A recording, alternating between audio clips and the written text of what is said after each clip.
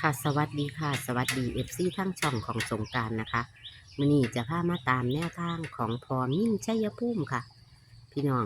พอมิ่นชัยภูมิงวดวังหันบ่ได้ตามเพิ่นนะคะเลขเพิ่นเข้ามากแทบทุกงวดค่ะพี่น้องแต่ว่าบ่ได้ตามค่ายากแล้วก็โทรศัพท์ของแอปกะล้วนนะคะก็เลยจ่อเลยบ่ได้ตามโทรศัพท์ซ่อมแล้วซ่อมอีกนะคะพี่น้องบัดนี้ เพิ่นว่างวดวังหันเข่า63นะคะพี่น้องงวดก่อนกับเข่า48นะคะพี่น้องงวดวังหันบ่ได้ตามนะคะแต่งวดก่อนนะเข่าของเพิ่นอีหลีค่ะ48นะคะพี่น้องเอางวดนี้นะคะพี่น้องงวดประจำวันที่1 มีนาคม69นะคะจะเป็นตัวใดนั้นอย่าพลาดนะคะของพอมิ่งชัยภูมิตัวดินเลขดิน โดยเฉพาะลางมาตลอดค่ะพี่น้อง เอาจะเป็นตัวใดนั้นเข้าไปรับชมรับฟังเสียงสัมภาษณ์ระหว่างแอดกับพอมิ่งชัยภูมิได้เลยค่ะหรอค่ะสวัสดีค่ะพ่อวันดีครับเป็นยังไงเป็นยังไงอยู่ด้วยเนี่ยโอ้ยากหลายพ่อเอ้ยยากน้ำเมียนเฮียนเมียนสั้นเพราะว่าจัดเฮียนใหม่มันมีหลายมือที่เห็นน่ะ ยังบ่ทันแล้วอยู่ค่ะ เพราะว่าเข้าเจ้าเฮ็ดเฮียนเพิ่งจะแล้วบัดนี้ปวกกระจอได้ลื้อไอ้พวกตู้พวกอีหยังแหมมันจ๋อแหมพ่อจ๋อเบิดได้ลื้อออกเบิดได้จัดใหม่เบิดมันเลยอันนั้นมันเลยยากงวดบางหันเขาอยู่ว่าตีเลขพ่อเขาอยู่เรียกของทำอ่ะอืมมันก็ได้โทรมาเอาแล้วงานซ้ำเข้าบางใดนี่ก็ได้ก็แม่นอยู่ค่ะหนูก็ยากคักคือกันจักว่าเป็นอีหยังยากหลายก็เลยเทิงละบัดนี้โทรศัพท์มันก็ล้วนมันให้ว่ามันทายโดนบ่ได้มันค้างอยู่เป็น2 มื้อ3 มื้อจังลงคลิปได้จ้ะเลขของทำน่ะเลข63บ่มันเขาเลขนั่งอยู่เลข48น่ะมันแค่02มันเข้า2-3วันแล้วเหรอมันบ่ได้เอาลงเลข48น่ะ48ก็เข้าแต่ว่าพอบ่ได้เอาลงจังว่าเนาะคือบ่ได้เอาลงมันเป็นไดพอคัดออกบ่มันแบบเบิ่งเฮ็ดหาแบบไม่ได้น่ะมันผิดของเขานะโอ้ยก็แม่นหนูยังว่าแล้วว่าอย่าถิ่มของเก่าคันถิ่มของเก่ามันจะออกก็แม่นว่ามันที่เดินหน้านะว่าพักของเก่าไอ้มันจังซี่มันบ่เบิ่งมันมาเข้าของเก่าแบบว่าน่ะมันขันเข่าซะเนาะงวดนี้เด้พ่องวดวันที่1 มีนาคม69เด้เอาเลขวิ่งก่อนเอาเลขเด่นก่อนเดี๋ยวหาผมเลขเด่นก่อนเด้อค่ะเลขเด่นบนได้0กับเกณฑ์ว่าเนี่ยเอาแบบ2โถน่ะโอ้0กับเกณฑ์เด่นบนเลยบ่แม่นแบบเมื่อกี้แล้วค่ะ0กับเกณฑ์เอาเลขตั้งหลังไว้ก่อน4ตัวมันเคยเข้าทุกวันละมันมีทั้งบนทั้งล่างเลข4ตัวเนี่ยค่ะ2480 ตั้งหลักเนาะเป็นบนล่างได้แม่นบ่มันเข้าเลข6เลขหลักที่หลังเนี่ยมันเข้าเลข0เลขท้าย2ตัวเข้า07มันมีตัวมันสิมีตัวนึงนะแล้วมันมี2ตัว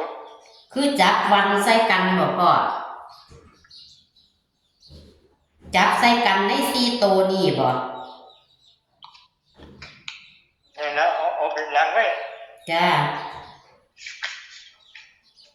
จับคู่เลยพ่อทำคู่บ่ไงทำคู่ซะแล้วจ้าแล้วเจ้าพ่อสิให้ค่ะ219ทำตัวบนน่ะ219แล้ว239 269 131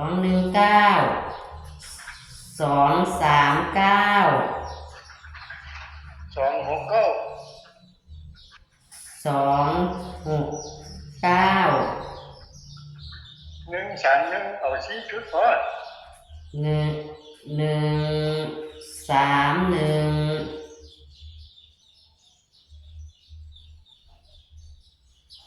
จ้ามีสี่ชุด โอ้ยเดี๋ยวนี้การทางมันดอกเนี่ย2ตัวใช่น่ะ ค่ะ เอาซุ่ม2ตัวท้ายกัน1939นี่บ่พ่อ แม่น193969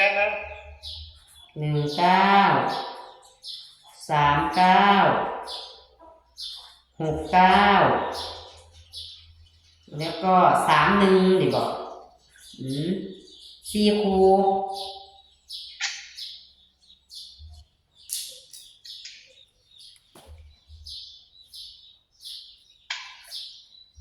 มีตะบนหรือว่าลางน้ำมันนี่ นะวางเอาหลักชี้แล้ว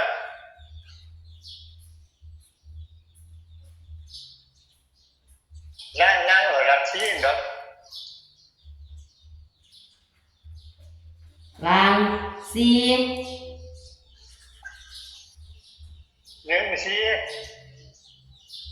เด่น4 1ชี้เรียกนั่งไง 1 4 แม่น 1 4 3ชี้ 3 4 4 6 4 6 4 9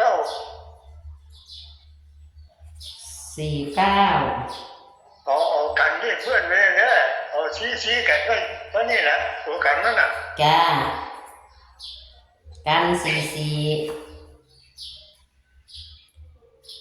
ให้ว่าลางนี่คือเด่น4เนาะพ่อ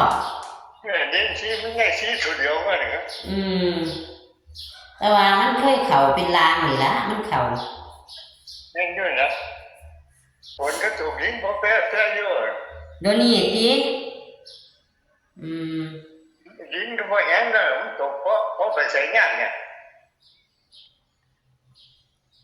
ไอ้ข้างบนนี่พ่อมั่นใจ